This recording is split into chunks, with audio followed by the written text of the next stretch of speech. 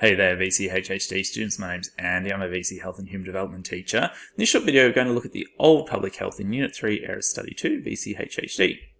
Before we dive into this video, just a reminder there's a range of different ways you engage with the Health Resources Hub. We've got our YouTube channel where there's over 150 content videos, SAC and exam tips, and new videos are coming out each week during the school term this year. If you're on YouTube, you can subscribe with a button in the bottom corner of the video there, or you can just search Health Resources Hub in YouTube. When you subscribe, you get alerts to all of those new videos. You can also head to our website, the hrh.net.au. There's opportunities for teachers and students, and if you're a Unit 3 and 4 student and you scroll to the bottom of the page on the website, you'll see there's a registration form to sign up to our free student newsletter. So that's coming out twice a term with free resources for SAC and exam preparation. The first two versions have already gone out this year, so if you head there and sign up, you'll get an email of those, and then there'll be new versions coming out later in the year. We've also got our social media links there if you'd like to follow us and get alerts to our new videos and other opportunities, and also our email if you'd like to get in touch. So this video is focusing on the old public health, in Unit 3 Area Study 2. So you may have seen that there's a reference to both old and new public health. So when thinking about public health, we're thinking about government-funded actions that are directed towards improving health and well-being and health status. So it's important that you focus on there the fact that it's government. Obviously that's with reference to that term public. So if you're thinking about a public hospital, it's a government funded hospital as opposed to say a private one. So when we're talking about the old public health, we're thinking about government policies and practices that were aimed at improving health and well-being and health status from 1900 to approximately the 1950s, or 1960. And so during this period of time, there was a focus on reducing infectious disease and injuries, and that's because they were very prevalent, in terms of top conditions around that period of time in Australia. And that was typically through actions that were directed at altering the physical environment and focusing on helping to improve individual behaviours to reduce some of these conditions.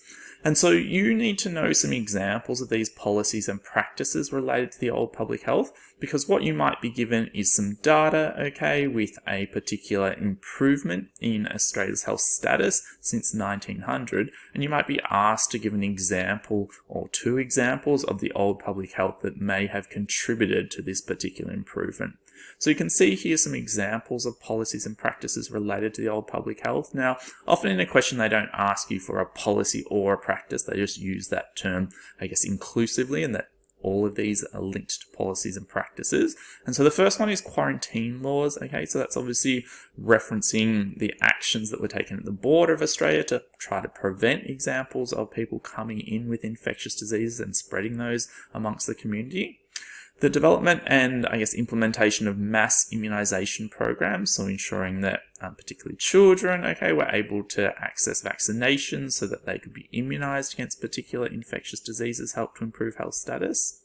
The Public Health Act, was a government act that included quite a bit of funding for a range of different measures, including the provision of safe water and sanitation.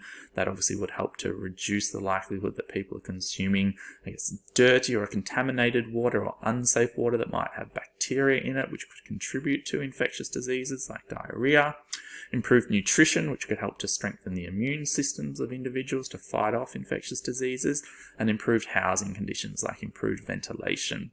And then finally, their antenatal services, so that females had the opportunity to be aware of some of those practices, that could try to ensure that their newborns were born with high levels of health and well-being and were more likely to survive during that early part of their life.